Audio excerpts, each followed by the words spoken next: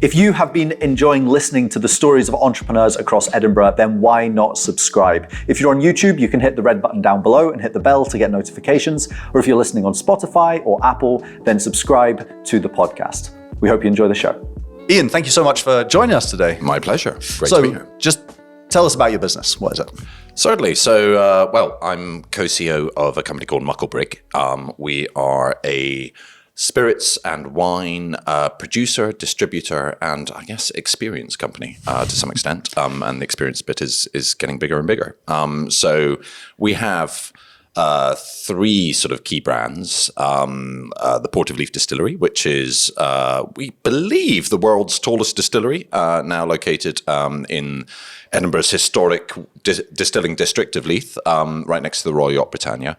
So that's a 40-metre tall vertical single malt whiskey distillery. Then we have Linden Lime, which is our gin, organic premium Scottish gin, again made in Leith at the Linden Lime Distillery on Coburg Street.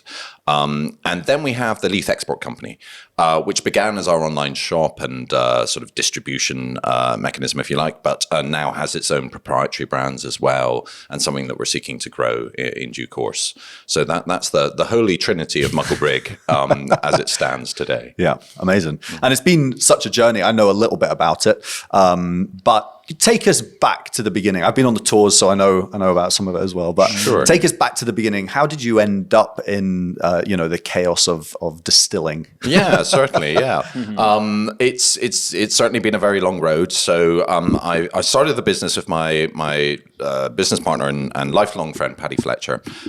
We both went to school together in Edinburgh. I've known him since I was 5. And after school, we both ended up going different ways for university, but ended up in London together afterwards. And I'd had a short failed career in sort of showbiz PR, which didn't go very well. My great claim to fame is Christian Slater specifically asked never to work with me again, which is great. Can we ask why? No, but For legal reasons. but I'm sure he's probably come around to it by now. Yeah. And so after that, I went in the drinks trade, started on the shop floor at Majestic Wine, and then ended up working for a great London merchant called Roberson Wine, where I was traveling the world, visiting wineries, selling wine to supermarkets in the UK and exporting it to Southeast Asia. And then Paddy, in the meantime, he'd become a chartered accountant. And, after working at a few accountancy firms and a house builder, then ended up in the sort of tech startup world. So he worked for a taxi app and then an events app. And then he became head of finance for Europe at WeWork, that little company. Just before everything went skew with, he was working with them. So, over the years, I'd learned how to sort of create brands, sell them a bit. And I'd learned a lot about the drinks industry. Paddy, in the meantime, had learned a lot about startups, about how to run companies, about the finances of that, etc. And all the while, in our early 20s, sort of overworked and underpaid, we were sharing a horrible little flat in Vauxhall and buying whatever we could that was on offer in Sainsbury's and buying a bottle of whiskey and sort of talking about it. And then we started going to tastings. There's a wonderful shop in London called Milroy's, and they would do these amazing tastings where you taste whiskies you could never normally afford. And off that, we began to get really into whiskey and then got a little bit carried away and started to experiment with elements of whiskey production in our back garden, which is all I can say for legal reasons. And it was really through that the seed of this business really developed.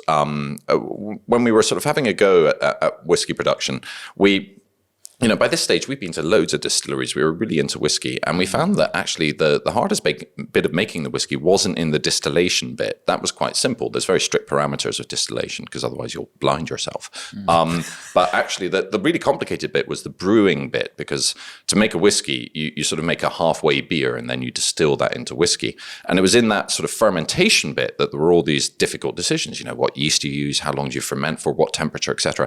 And we realized, all these distilleries we visited, they don't talk about this really. They talk about their casks, their beautiful water trickling off the glen, their shiny stills, but the fermentation bit we felt was being missed. And the more we dug into this with people who are in the industry and around the place, the more we realized there was an opportunity here.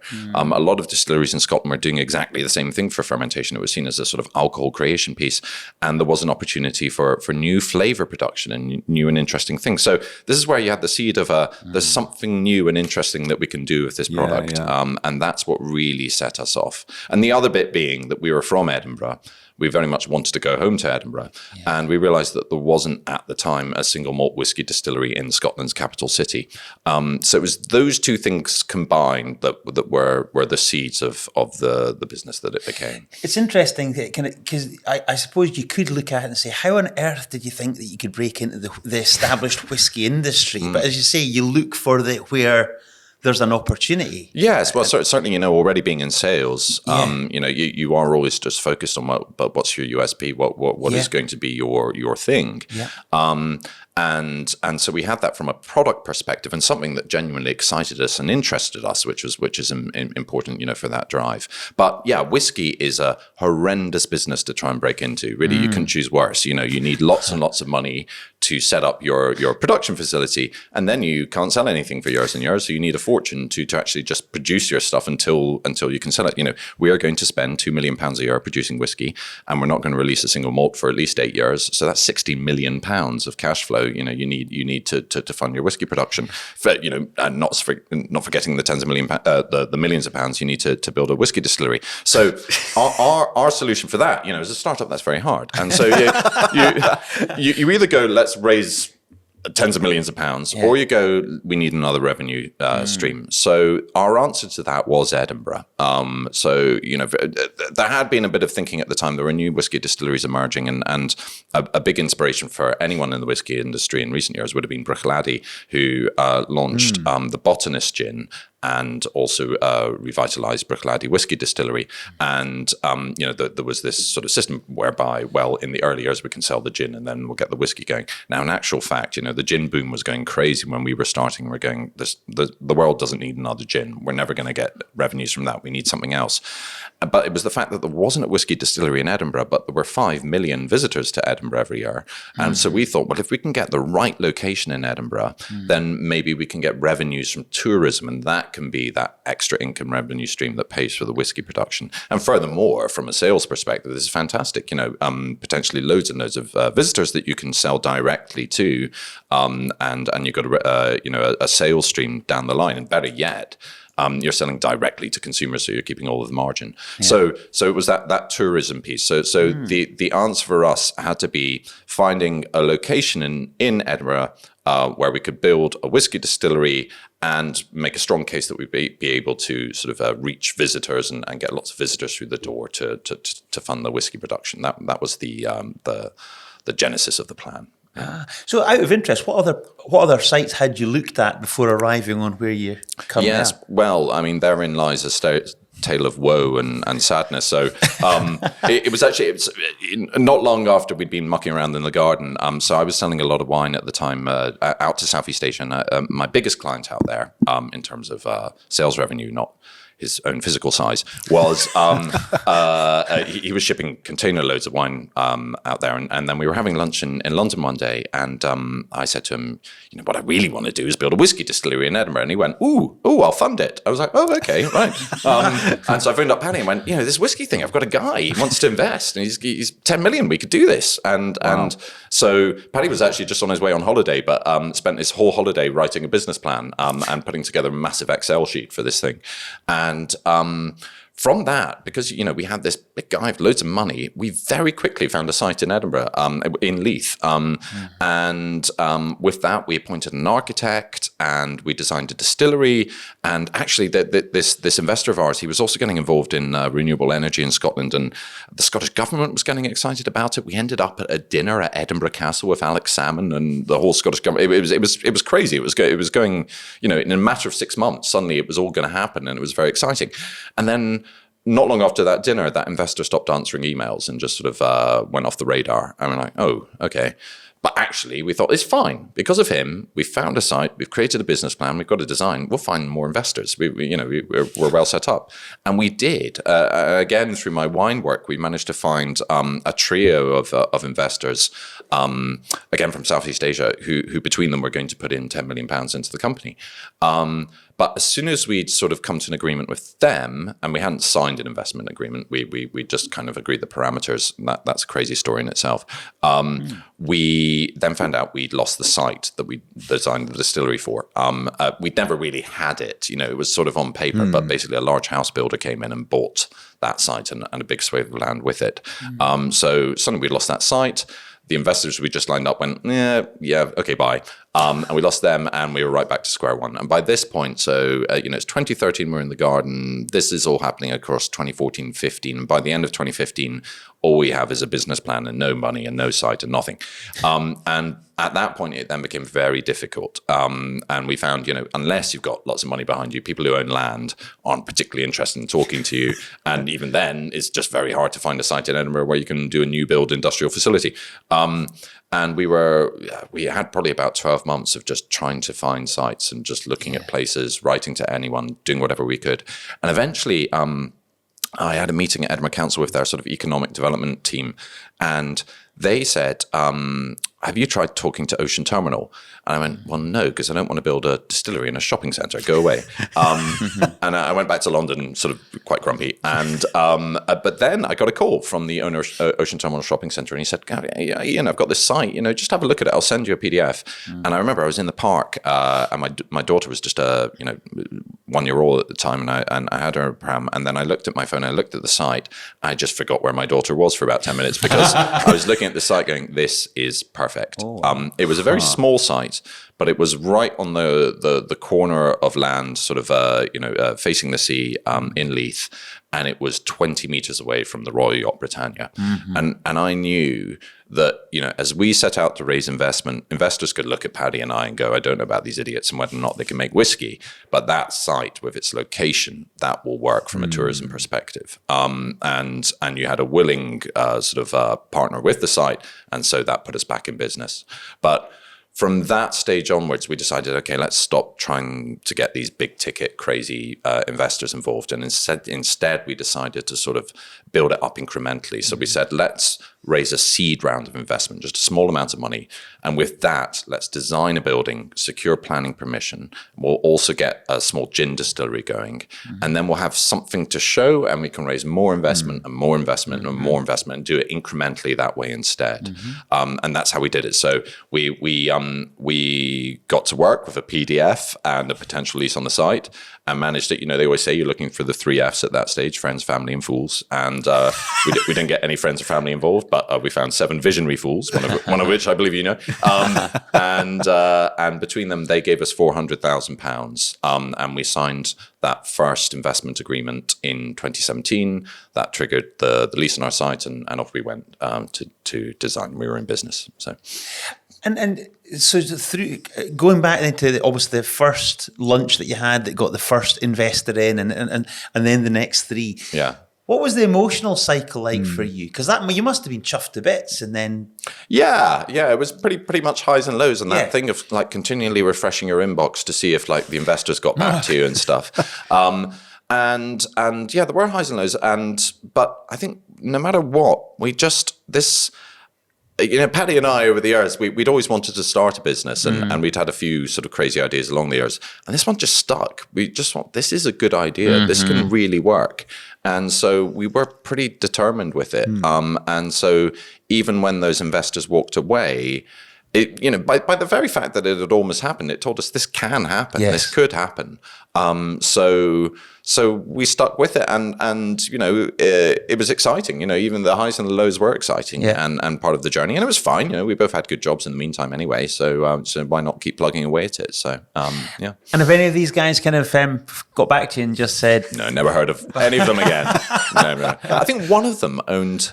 Well, one of the trio who were going to invest later owned the entire waterworks system for Shanghai. I mean, they were crazy rich people, and I'd happened upon them through. Oh gosh, yeah, it was quite a crazy. I mean, one thing I'll say, we've been on a long road of raising investment, and it is so much fun. We're kind of at the end of that road now, and who knows? We'll probably need to raise more investment in the future, but it'll be probably a bit easier and a little bit more corporate than it ever has been. When you're scrabbling around just trying to find rich people who might give you money, it's actually really good fun, and you have some crazy experiences as a result. So even with the highs and the lows, it's fun. Yeah.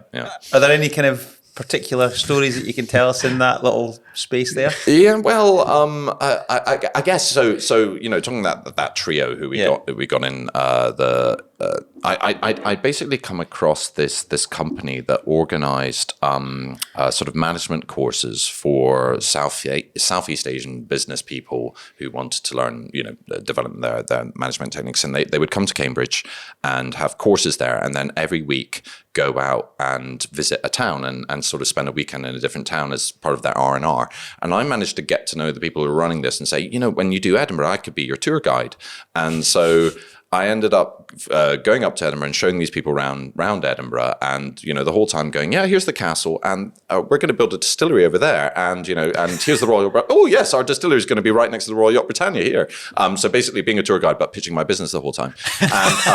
And the end of it, at the end of that weekend, we got an email from the course convener saying, 3 of these guys would like to talk to you about it. Can you meet them at the Hilton in London next weekend? And actually what happened is we couldn't do the meeting at the hotel. So instead, Paddy and I set up a presentation in my living room in Camberwell. And it was a tiny little room. And basically we got these three like crazy rich individuals on my sofa and set up the presentation on a TV. And there was something like the China-Britain Business Council or someone sent a representative as well to be present to help with this meeting. And so they turned up as well. And they're sitting in the living room. My wife's bringing in tea and biscuits and stuff. And we're presenting to them all day, and they're questioning the plan, etc. And then the next day we meet at the hotel, and that's where we sort of hammer out this sort of agreement on how an investment deal could look like. And at the end of that day, I have a picture of it, actually. We sign what they love, a memorandum of understanding, and we got a picture of it afterwards. That crazy sort of fortnight where suddenly we had £10 million by the end, and then 3 weeks later we lost the site and we didn't have it anymore. Well, there we go. That's the fun in the games of it. So it's generally, to begin with, it was a frustrating exercise. I certainly felt in Scotland it was a difficult place to raise money. I think that there was quite often a little bit of a "who do you think you are" attitude with a thing like this. I say that's not fair, because you did find little pockets of energy and excitement, and where you found it was incredibly invigorating. One of my favorite things, though, was actually getting out abroad to raise money. I mean, going to America was just amazing. The contrast in attitude. They were just like, yeah, let's do this. High five. And do it in a big way, I guess. Yeah, indeed. Yeah. And they just loved the ambition and got behind it, which was, there's so much money to raise out there as well. So that was exciting. But yeah, all in all, all those people, all those meetings, kissing so many frogs, and the personalities that you're having to encounter, from terrifying VC funds who literally just talk with the most evil voice you could possibly hear, right down to someone who made a fortune running casinos and slot machines and was terrifying in a different way, and all these people, all these meetings. It was incredibly good fun. Yeah. Wow. You use the word fun a lot, even before we kind of started filming just now. So, and I can see on your website that fun kind of goes through the values as well. Can you just maybe tell us a bit more about that angle on things? Yeah, I mean, it's something that we came to. Well, I guess let's start with the values to some extent, because I'd had a history of working for people and companies who didn't run their businesses very well, but fortunately, I've always been quite good at thriving in that scenario. I'm a self-starter and I don't need too much attention. Paddy, in the meantime, worked for these startup companies who were really big into sort of good, management strategies, etc. And so I think it was a few years in, he sat me down and said, I think we need to define the values of our company. I was like, all right, fine, whatever. And, sort of humor Paddy now and again and go through these, let's set some values. But actually, probably, today I'm probably a bigger evangelist of this than he is even. And I think it's been absolutely core to our business and how we run it. And we try and make navigate our business entirely through it and navigate every decision we make through our values. But when we were sort of compiling those, we really said, what is it that we're trying to do here? And we were doing this at a stage where we'd been looking back a few years at what we'd done and going, you know what, the overriding thing when I look back at what we've done so far is it's just been so much fun. And my wine job previously, I'd been traveling the world to all the most beautiful. It was, you dream of a job of the wine trade. It was that job. It was so beautiful. I got to go to California, Chile, France, Spain, you name it. And the vineyards are always in the most beautiful place. Yeah. And it was, exciting creating brands on this. I loved it. But Paddy and I started this business because we thought it could be even more fun than that. And it was right. So in creating those values, it was all about how do we keep this fun, because we have to work all our lives. We could do anything. Paddy was earning a lot more money at WeWork than he ever could in this business. So how do we make sure that this stays fun and keep that magic to the business throughout? So that's, it is absolutely core to what we do and why we do it. Yeah. So you get your 400 grand. Yeah. You promised this gin distillery. Yeah. So what next? Yeah. That was that was foolhardy in a way, I guess. But the idea with the gin. So for the longest time, I mentioned before, we weren't going to go near gin because there was a gin boom going on. There was a new brand launching every week, and we thought the world really doesn't need another gin. But eventually, we thought we're going to have to do something because this whiskey thing's going to take ages, and we can't just sit here twiddling our thumbs. So we thought, let's get a gin going. And we were super conservative with our aspirations for it. We thought at the very least we'll learn a lot through doing it, and we'll begin to develop at least even a small distribution network that can begin to be useful in the future for the whiskey. But the other reason that we decided to do a gin is we had again seen an opportunity, literally because of the proliferation of gins you were seeing. And the market was just going bananas. You were seeing like banana gins or rhubarb or you name it, every kind of gin under the sun. And I began to think, I think there's a place for actually just cutting through the new noise and trying to create something that's really classic and benchmark. Because I want to know if you come to me and say, what gin should I try? What should a gin taste like? What's that product? And that's the product that we should make, something that is your quintessential benchmark London dry gin. And also through sort of developing the whiskey distillery, I'd become incredibly immersed in the history of Leith, where we were establishing our business, and there were lots of stories there that I was beginning to think could be intertwined into a brand as well. So it was off that the seeds of Linden Lime developed, and we'd come across this guy James Porteous who was already producing in Leith with his gin brand called Electric Spirit Co. And we met up with him, got on really well, and said, you know what, James, you're producing your gin in a broom cupboard in Leith. We've raised a bit of money, so why don't we take our money and your skills, and we'll take a small industrial unit together. You can upscale your production, you can help us set it up, and then you can help us devise our gin, and then we can coexist. We can have a distillery cooperative, if you like, and get it going that way. And we did. And so we took our little industrial estate in Tower Street, right next to the car pound in Leith, if you ever had your car towed. It was a lovely romantic spot, place that Uber drivers like to go for rest and relaxation. It was, and we got the distillery set up there, put in a little garden shed that became our office, and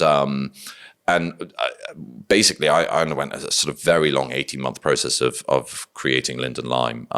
Essentially, I'd always had this idea that, from my wine days, that I wanted to, if I made a spirits brand, I wanted to put it in a wine bottle. The idea being that I didn't see anyone else doing that. And I thought also it'll be really easy and really cheap because they make millions of wine bottles. So, I won't have to spend a fortune in glass. It'll be, and immediately you've got a distinctive silhouette on the shelf. Unfortunately, when we really dug into it, wine bottles are all produced in 75 cl format, whereas spirits bottles are all produced in 70 cl format. And we couldn't find a wine bottle shape in 70 cl. So we eventually came to the conclusion we're going to have to make our own bottle. And that was only possible because we found a manufacturer who said, if you can commit to doing 20,000 units a year for the next 3 years, we will spread the cost of the upfront sort of production costs over those 3 years for you. We went, that's viable, 20,000 units a year. If we're not doing that, we're not really in business. So, okay, let's go for it. And so began this really long 18-month process of creating the bottle. But fortunately, we already had a very clear idea of what it was we wanted to create. We knew the shape of the bottle. We knew we wanted to add these vertical ribs to add this sort of refraction to the glass. And we also, even Paddy and I had always wanted to have a bottle that had this recycled glass look, that slightly sort of off-white look. And when we spoke to the manufacturer, they went, oh yeah, that's off-white glass. That's what we do in between doing white glass and green glass. It's kind of almost a waste product to some extent, and it's got a very high recycled content. It was about 75% recycled, and we're like, perfect, we'll take that. And you know, we come across the story of James Lind, who was this doctor from Edinburgh who identified that citrus fruit prevents scurvy, and is almost most famous for conducting one of the world's first clinical trials on board his ship, the HMS Salisbury, that happened in 1747.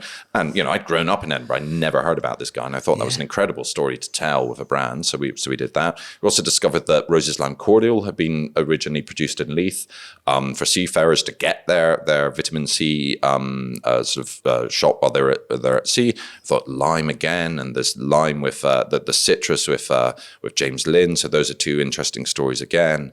And it just all gradually came together.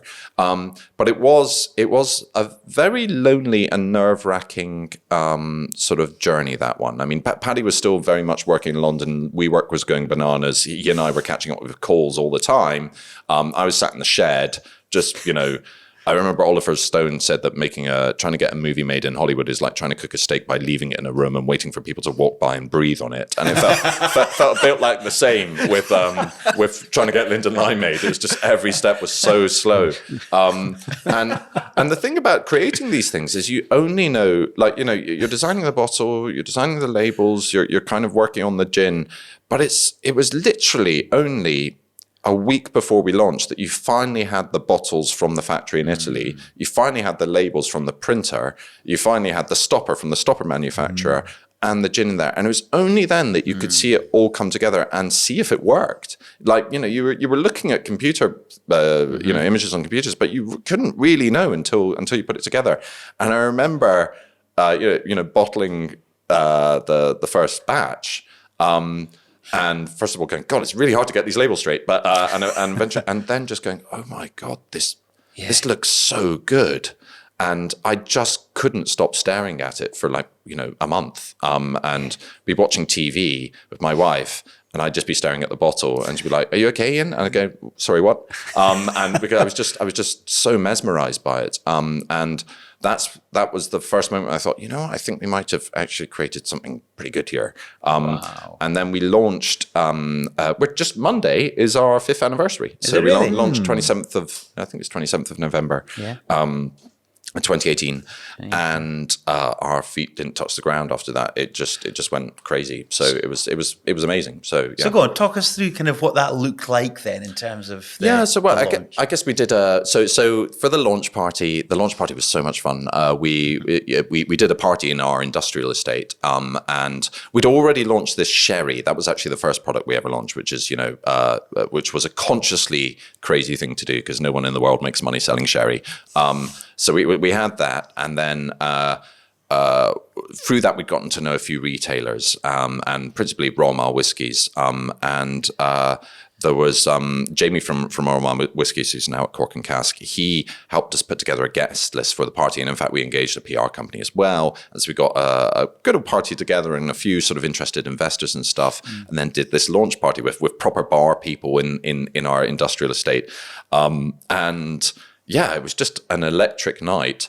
And social media wise, went totally bananas of people sharing pictures of the bottle and stuff like that. And the 5,000 bottles, the next day, you know, the 5,000 bottles we put together just went immediately, and we're like, oh my God, we need to make a lot more of this a lot faster, which was very difficult to do because we had a small, I mean, we just, from that day for the next 3 years, we never kept up with demand. We just couldn't. And so we were bottling it as hard as we could, but couldn't quite manage. And I remember one journalist said we for that night alone, we broke the internet with Linden Lime because the reaction was so good, which was just super exciting.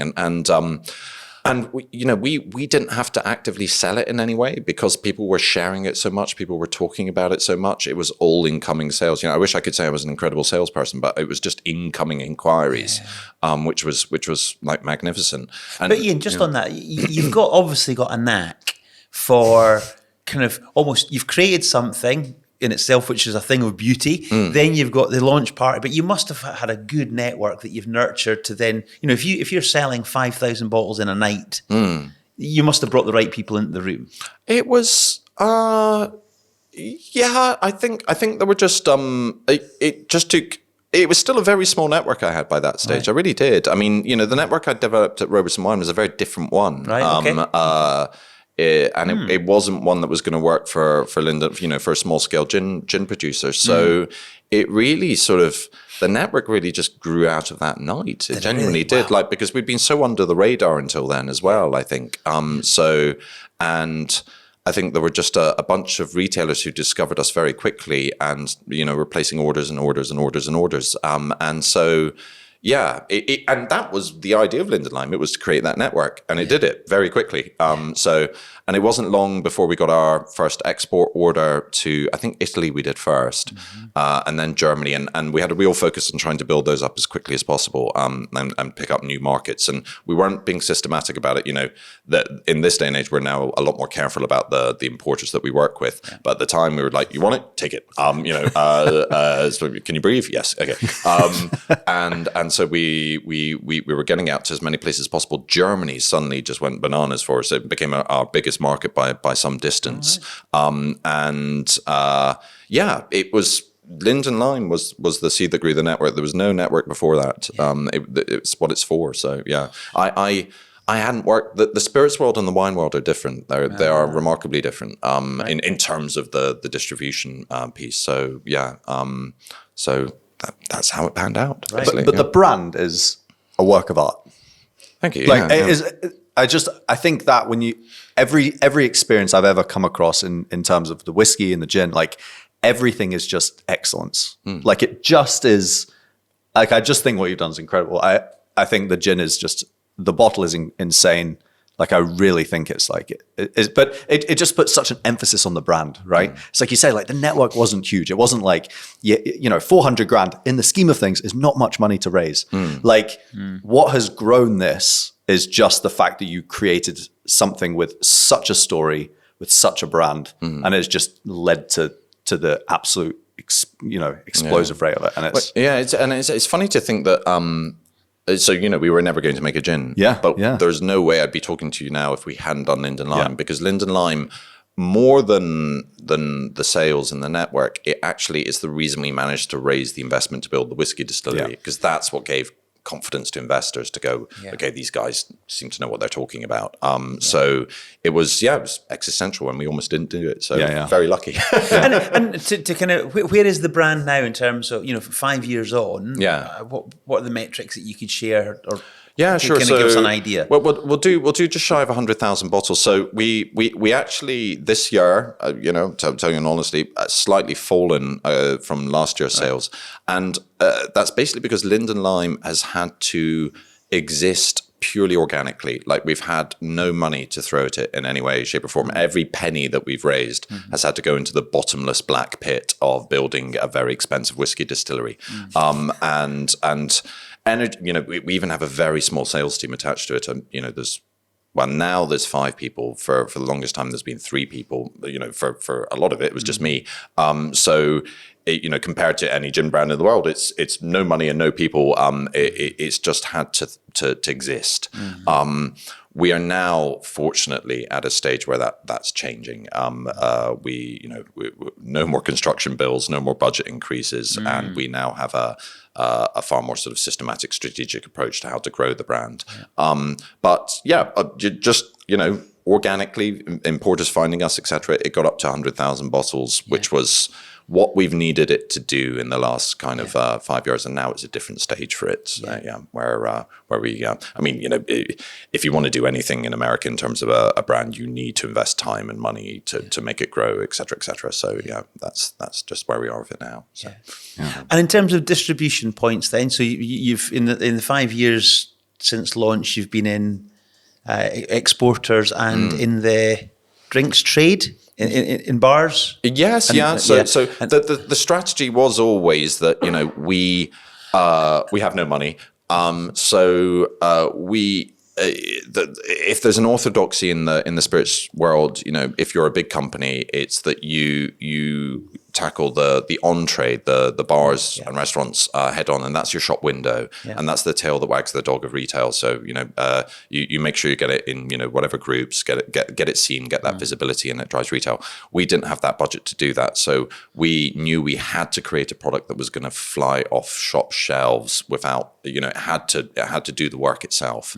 And so we only ever focused at retail, with a little bit of bars on the side, obviously, particularly in Edinburgh, but largely speaking, we've not been able to chase that market. It will come one day, but for now, we just haven't had the money and energy to do it. So distribution-wise, in the UK, it was very much about building as wide a network as we possibly could, but focusing on the premium as much as possible.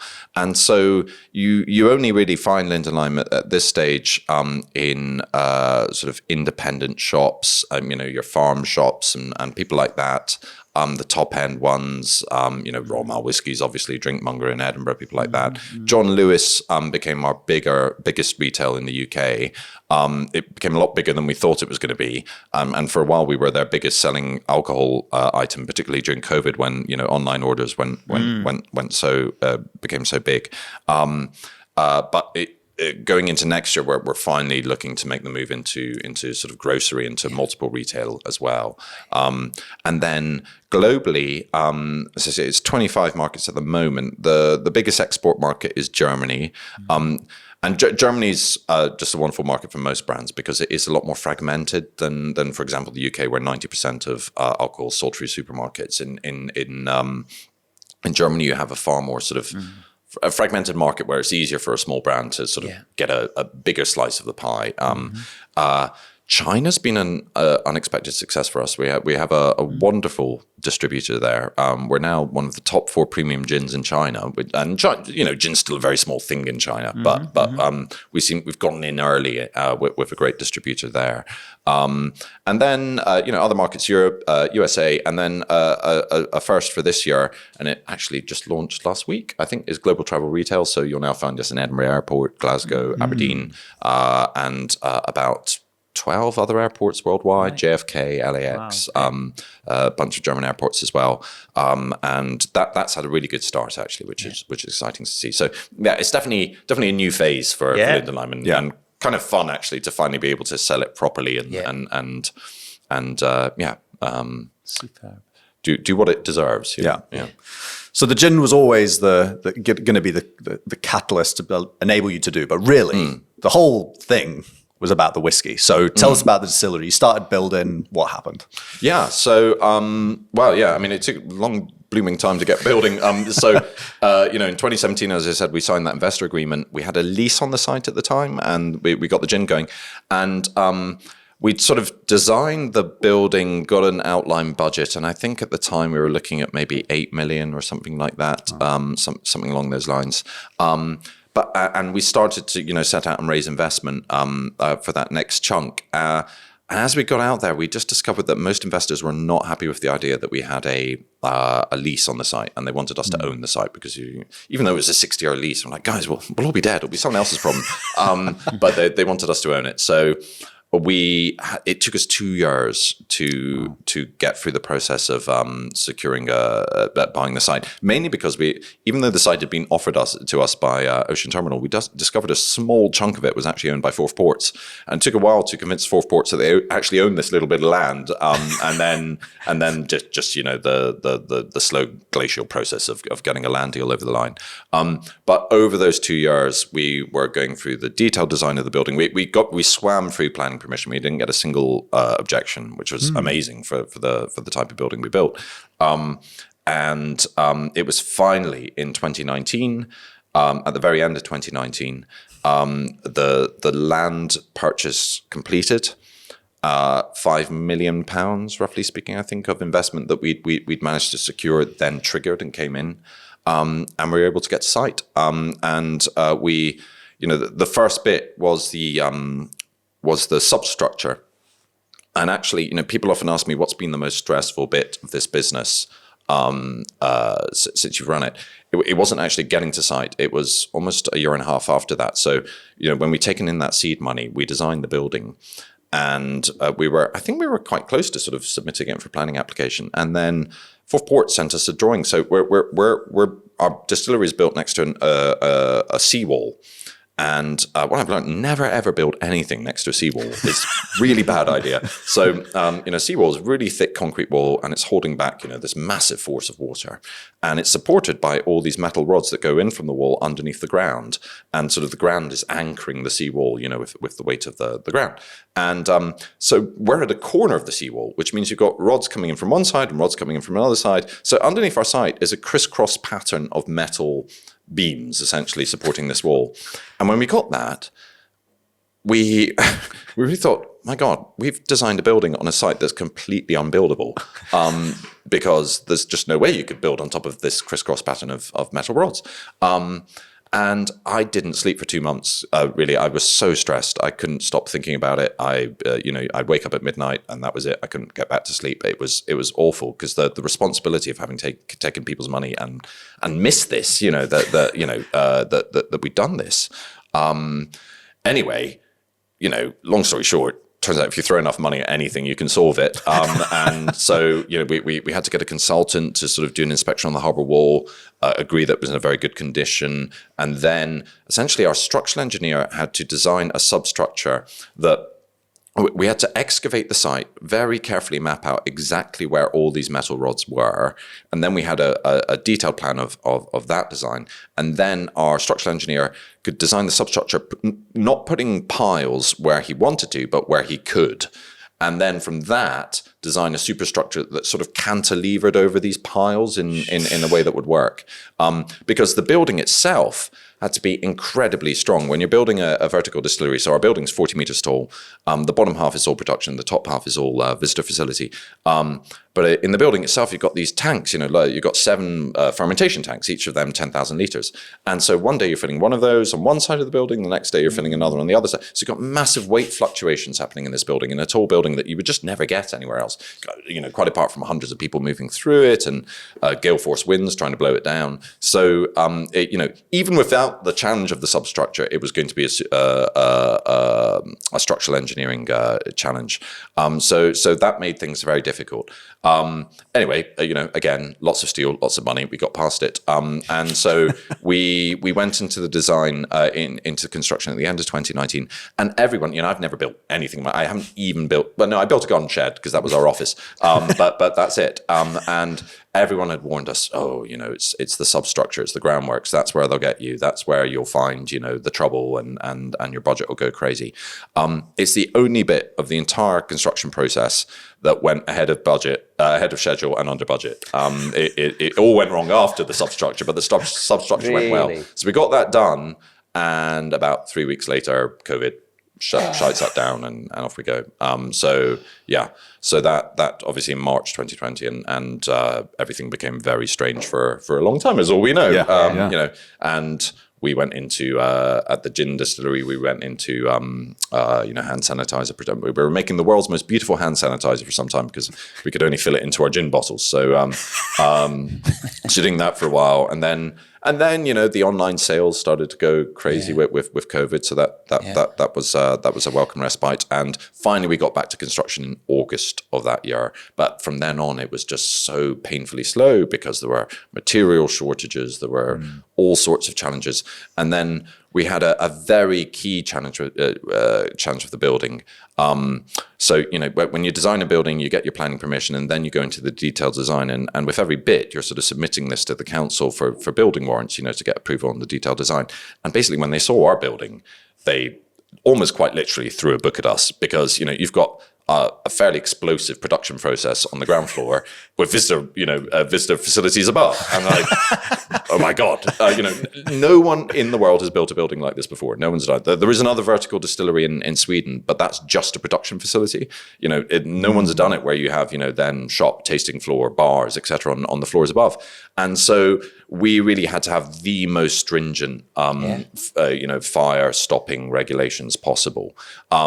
Now, with the strength of the building required, the initial design had something like £2.5 million worth of steel in it. It was incredibly strong. And we were going, at that stage, we were going, guys, we really need to try and shave some money out of this budget, where we can. And so our structural engineer said, well, I can actually shave some of the weight of the steel because we'll have the same structure, but I'll just make the beams all a bit thinner. And we're like, that's great. And he saved us like £1 million in steel. And we're like, fantastic. But then, after this going through the ringer of fire stopping and fire regulations, we found out we were going to have to put unprecedented levels of fireproof paint on the steel. Because it was thinner, that meant in a fire, it would potentially melt faster. And therefore, we had to put something like 8 millimeters of intumescent paint on each steel beam, which in itself added about £1.5 million to the budget. Because it wasn't just the cost of this paint, it was the application of it, which was incredibly complicated and painstaking and so slow. And getting a system that, oh gosh, if I never hear the words intumescent paint again in my life, I would die a happy man. It's the first time I've ever heard that word. Yeah, it's awful. That became an enormous challenge of the build. Enormous. It's really hard to overstate how difficult that was. And one of the reasons that, it took us from 2019 to October 2023 to complete it. So, yeah, a long old build. and through this, Ian, excuse me, could you, winding back the time to when you guys were both in your jobs, but you had this kind of interest, did you see this? Could you, people talk about having a vision and this is exactly how I wanted to build it, or has some of it surprised you?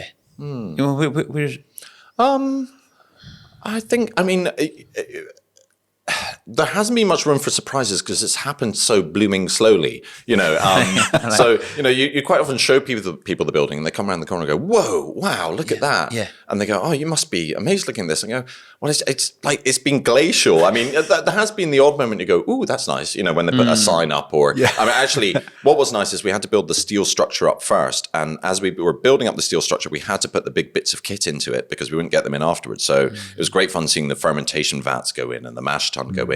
And, that was like 3 years ago now. So moments like that. But largely speaking, it's been a pretty slow process. I'd say the most gratifying moment really has been in the, I'm lucky that I've been able to enjoy the ride. I really have. All along it, I found bits that are exciting. And one of the most exciting bits in this business was when we took our first investment and I bought myself a laptop. That was incredibly exciting. So I enjoy every minute, for what it is. But certainly having the building built and seeing it full of people and coming to life that's such a buzz. That's incredibly cool. And like being in the bar and and the bar is almost incidental to the whole thing because we set out to build a whiskey distillery, but now it's ended up with this incredible double height bar at the top of it, where we've got an amazing chef, an amazing head of hospitality, incredible bar people, and it's just such a cool space. And that's like that is where you feel like you own the sweetie shop now, and you get to play with it. So that's really, really good fun. Yeah. Yeah. What advice would you give to someone who has a crazy idea? And they're 10 million quid away from seeing it or even more, I know that the obvious advice is just go for it. But practically for you, what does that look like if you were to say to someone who's at the beginning of this journey, even if you go back to the beginning of you, what would that message be? I think I get asked this a lot. So I've now distilled it into sort of 3 key things I think that have been vital for me. Number one, my business partner. I couldn't have done this without him. He sure as hell couldn't have done it without me. And So humble. No, like you just doing this alone. I just can't imagine of ever being able to do that. We're very lucky. You know, we complement each other's skills very well. Yeah. It's so much fun doing it with Paddy because we're all old friends, and saves a lot of time because, you know, we can be very rude to each other, cut through the nonsense, and then, you know, we have blazing rows, and then, you know, we hug and we're good friends again, and it's not only made it a lot more fun, but it's also, you know, there are those times when you're beaten down, but the other one's got the energy, and vice versa. So that's been absolutely key. Take every single meeting you possibly can. You know, in terms of raising £10 million, you take every single, even the whiff of an opportunity. And I'm only now just getting off this sort of psychotic thing I have of going into a room and just trying to identify anyone who might be able to invest in a whiskey distillery. I still catch myself doing it. Have you been sizing us up? A little bit. I go, no, I don't need to do that anymore. But you become so shameless, but you have to, you know. Yeah. And it's funny, raising money, just quickly on that, raising money is a bit like finding a seam of gold. So you find one investor, and what you'll find is they'll often introduce you to other people who will invest, because once they've invested, they want to bring their friends in, and they want to. So it is often finding those little seams of gold, and it's really worked out that way. Actually, probably most of our money has been through finding about 5 people who've led us to all the other people. So yeah, you've got to kiss a lot of frogs. Take every single meeting. You got to show up. And then the last thing I'd say, looking back, is that you do actually ultimately. I'm very grateful for the times when I trusted my instincts, and I wish I had on more occasion. You know, as you go down the road, you get preyed upon by a lot of people who sort of, you know, their job is to kind of prey on your insecurities and go, "Oh, you don't know what you're doing. You need me." And there's been many occasions when I go, "This doesn't quite smell right. It doesn't quite feel right." And looking back, I shouldn't have. I should have trusted my instincts. So I think quite often, you know, when you're in the thick of it, when you're immersed in it, when you're hearing all the different opinions and you're at the center of all that, that creates that alchemy whereby your gut actually begins to be quite clever and know the right way forward, and you should trust it. So I think those 3 things probably, you know, are the key elements if you're starting out. Yeah. Wow. It's just incredible. We really appreciate you coming on and sharing a little bit of your story, and we wish you all the best in the future. I love an audience. It's been a pleasure. You've been great. Thanks, Ian. Cheers. No worries.